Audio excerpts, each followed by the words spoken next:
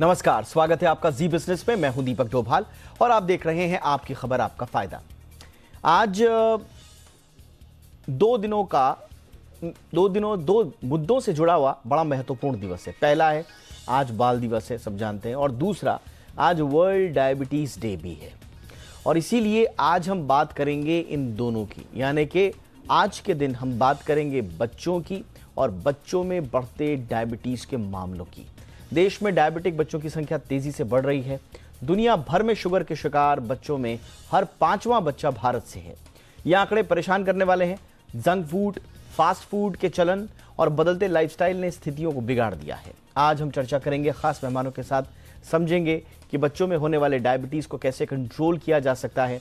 अगर कोई बच्चा खुदा ना खास्ता डायबिटिक हो भी गया तो उसे क्या एहतियात बरतनी चाहिए। बतौर पेरेंट्स आपको किस तरह से बच्चे की डायबिटीज के मैनेजमेंट में अपनी भूमिका निभानी है, इन तमाम पहलुओं पर चर्चा करेंगे। लेकिन पहले ये रिपोर्ट देख लीजिए।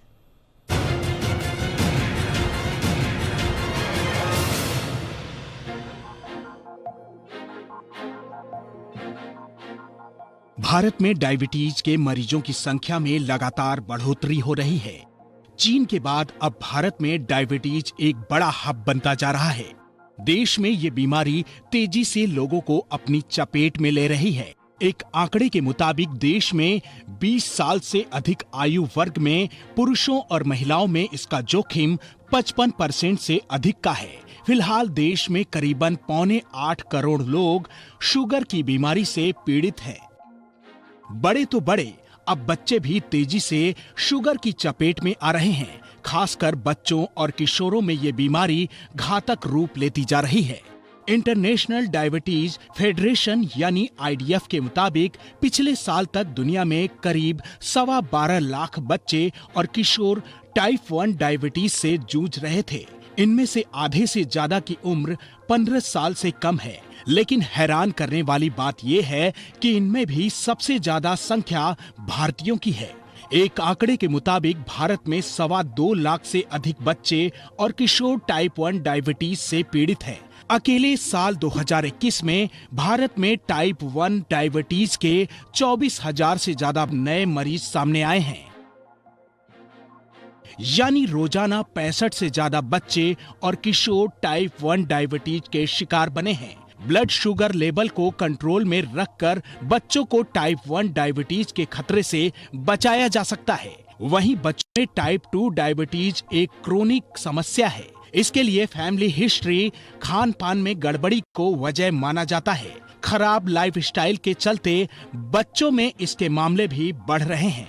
बच्चों में शुगर के लक्षणों की बात करें तो टाइप 1 डायबिटीज में बच्चे को सामान्य से अधिक प्यास लगना, बार बार पेशाब जाना, तेजी से वजन में गिरावट, बिना काम किए थकान महसूस करना, कमजोरी महसूस करने के अलावा चिड़चिड़ापन या व्यवहार में परिवर्तन इसके मुख्य लक्षण हैं। जो डायबिटीज में भी अधिक प्यास लगना, बार बार पेशाब जाने के लक्षण होते हैं।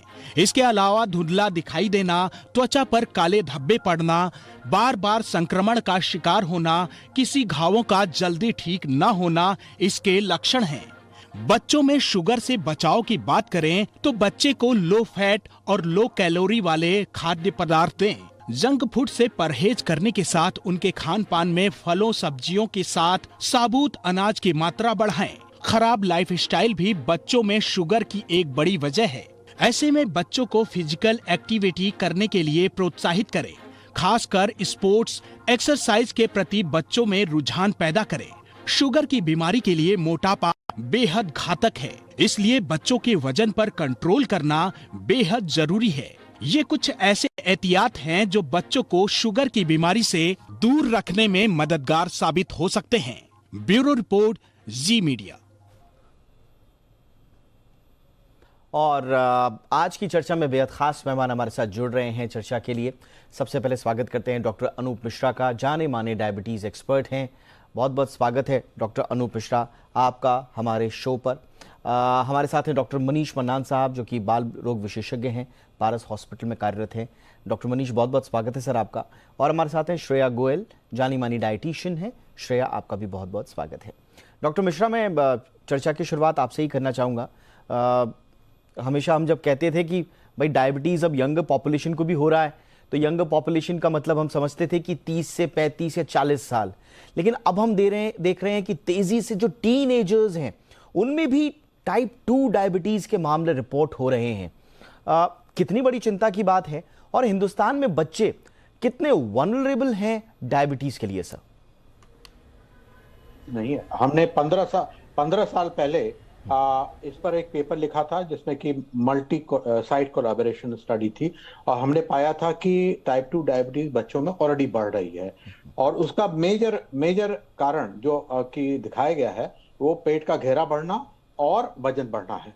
ये दोनों चीजें, और जिनकी फैमिली हिस्ट्री होती है उनमें और तेजी से ये बढ़ जाता है। तो ये 15 साल पहले हमने one of the first papers, और साउथ से डॉक्टर रामचंद्र ने लिखा था, तो हम दोनों ने, लेकिन उसके बाद हम अब इंक्रीजिंग देख रहे हैं, बढ़ते हुए देख रहे हैं, और हर क्लिनिक में अगर हम 25-30 पेशेंट देखते हैं तो उसमें से 2-3 बच्चे ऐसे देखते हैं जिनमें कि मोटापा होता है, पेट का घेरा ज्यादा होता है और शुगर की मात्रा बढ़ी हुई होती है।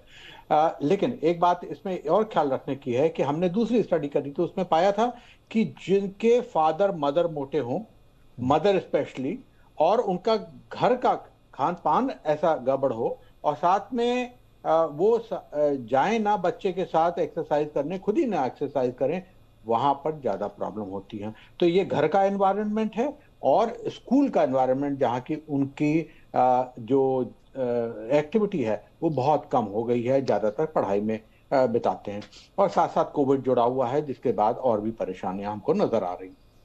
ये बड़ा महत्वपूर्ण आपका ऑब्जर्वेशन है सर। पहला, जो ओबेसिटी के शिकार हैं बच्चे, मोटापे के शिकार हैं, पेट का घेरा बढ़ रहा है, उनमें ज्यादातर प्रॉब्लम है डायबिटीज की शिकायत की। और दूसरा जो आपने बताया, जो रिलेशन है माता पिता के साथ, खासतौर से माता यदि वो अपनी सेहत पर ख्याल नहीं रख रही हैं तो स्वाभाविक रूप से वो बच्चे को भी कहीं ना कहीं डायबिटीज की तरफ धकेलने की तरफ अपना भी हाथ बढ़ा रही है। ये थोड़ा सा चौंकाएगा पेरेंट्स को, लेकिन ये सच्चाई यही है। डॉक्टर मनीष मन्नान, बच्चों में खास तौर से जो हम देख रहे हैं, और आजकल खाना क्योंकि हमारे देश में हेल्थ की एक्टिविटीज़ की, आउटडोर एक्टिविटीज़ की, अपने आप को हेल्दी रखने की शायद तब शुरुआत होती है जब बच्चा कॉलेज वॉलेज में नहीं चला जाता, कि भाई आप हाँ ठीक है जिम जा लो, अगर आप रनिंग पे चले जाओ, वॉक पे चले जाओ। छोटे बच्चों, स्कूल गोइंग बच्चों को तो हाँ पकड़ पकड़ के खिलाना है, आप ये क्यों नहीं खा रहे हो, आप ऐसा क्यों नहीं खा रहे हो। तो ये जो प्रवृत्ति है हिंदुस्तानी परिवारों की, थोड़ा सा बदलनी होगी सर।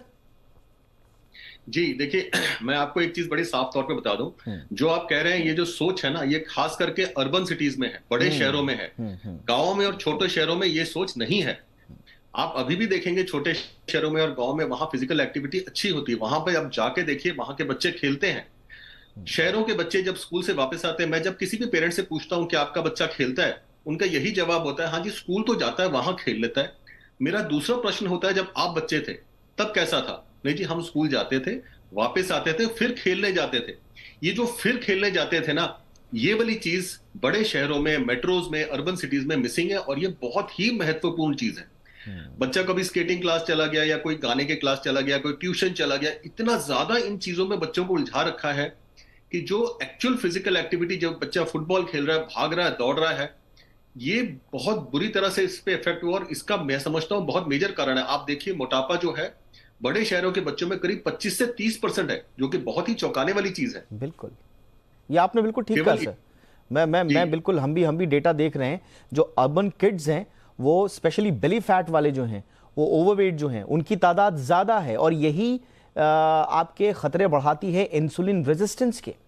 और आपने सही कहा, एक जो है श्रेया, हमारे यहाँ जो भारतीय परिवारों में कहा जाता है, बच्चा अगर थोड़ा सा लीन दिखे, थिन दिखे, फिट, जिसको मैं तो फिट की कैटेगरी में रखूंगा, जैसी दिखा, अरे बच्चे को कुछ खिला पिला नहीं रखा है, बच्चे को ऐसे कैसे बना रखा है, ये तो खाते पीते घर का लग ही नहीं रहा है। तो ये जो मनोवृत्ति है, या मुझे लगता है कि जो डाइट को लेकर और सेहत को लेकर जो भ्रम है, ये भ्रम दूर करना होगा। बिल्कुल करना होगा, क्योंकि अब वो बातें नहीं रही है कि माँ बाप अपने ज़मीन और किले और जायदाद छोड़कर जा रहे हैं। आजकल जायदाद में या तो ब्लड प्रेशर है, डायबिटीज़ है, या फिर और कोई लाइफस्टाइल डिसऑर्डर जो बच्चों को अपना लाइफस्टाइल ना ठीक करने की वजह से देन में मिल जाती है माँ बाप की तरफ से। हाँ, और ये देखने में भी आता है, जैसे आज वर्ल्ड डायबिटिक डे है और आज चिल्ड्रंस डे भी है। सो मेरे पास अभी एक पेशेंट भी आए हुए थे, तो माँ बाप का भी कई बार ऐसा रहता है कि नहीं, हम लोग डाइट नहीं कराएंगे, हम लोग उनको इंसुलिन आर्टिफिशियल दे देते हैं, पर डाइट में तो ये सब कुछ खाता है क्योंकि बच्चा है और अभी नहीं खाएगा कब खाएगा, ये तो बेबी फैट है। सो ये अपने आप को एक कन्वीनियंस देने के लिए, अपने आप को एक फैक्ट से छुपाने के लिए माँ बाप ये करते हैं, क्योंकि आज भी वो नोशन नहीं छूटा है कि भैंस का दूध पिलाना है बच्चे को, 2 कप 3 कप दूध भैंस का, इतने बड़े बड़े चम्मच देसी घी के, चाहे बच्चे का वजन जितना मर्जी हो, चाहे उसका काम काज जितना मर्जी हो, खेलता जितना मर्जी हो, लेकिन डाइट का पैटर्न बिल्कुल भी चेंज नहीं किया जाता है। और कई जगहों पे माँ बाप का भी ये वाला एफर्ट नहीं आता है कि प्रिवेंशन, अगर जेनेटिक कोई कंडीशन थी तो बच्चे में कोई सिम्टम नजर लगे थे, आपको दिख रहा था, उसी टाइम टेस्ट करा के उसका खान पान जरूर बदलो।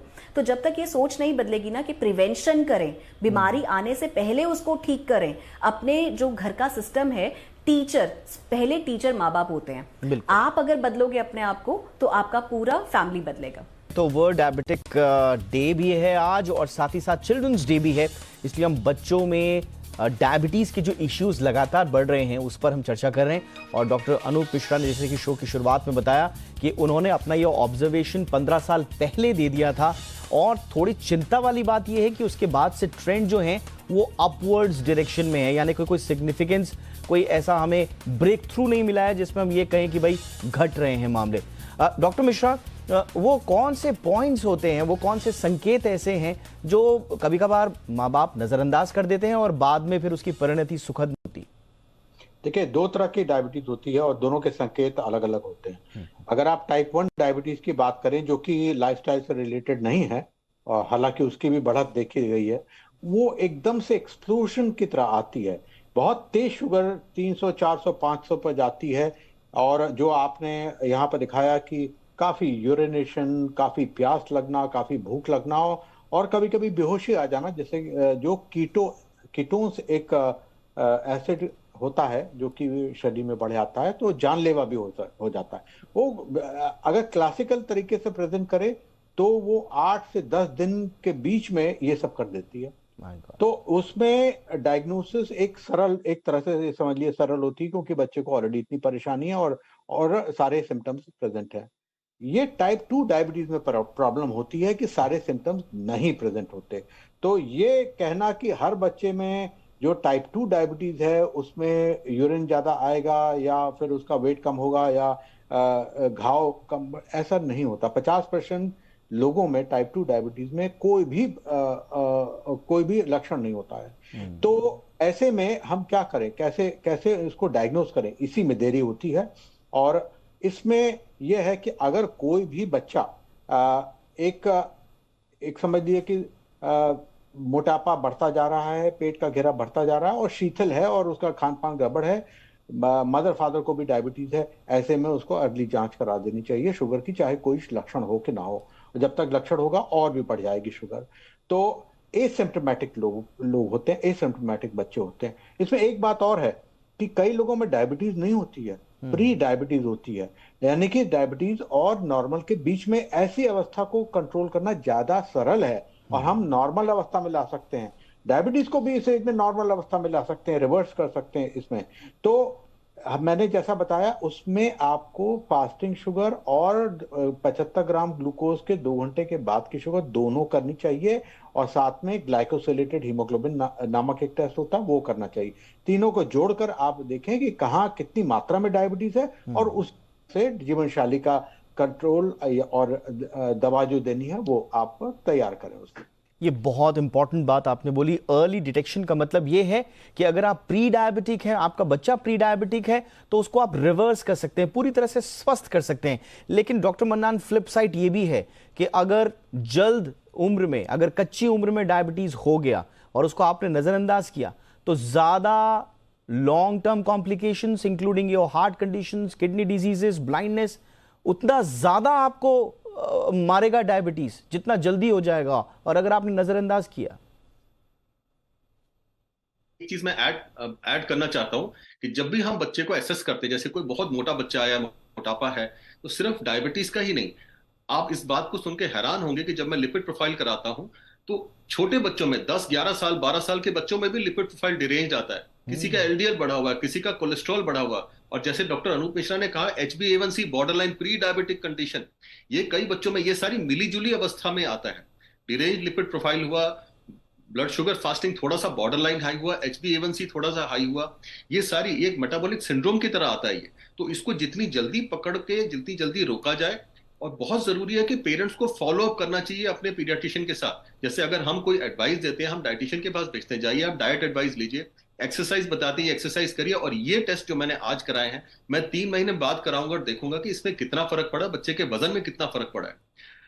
कई बार ये चीज लोग भूल जाते हैं, छोड़ देते, चलो क्या हुआ, कोई फर्क नहीं पड़ा, और फिर वो 2 साल बाद आते हैं, फिर हम टेस्ट कराएं तो फिर वो स्थिति और बिगड़ी हुई होती है।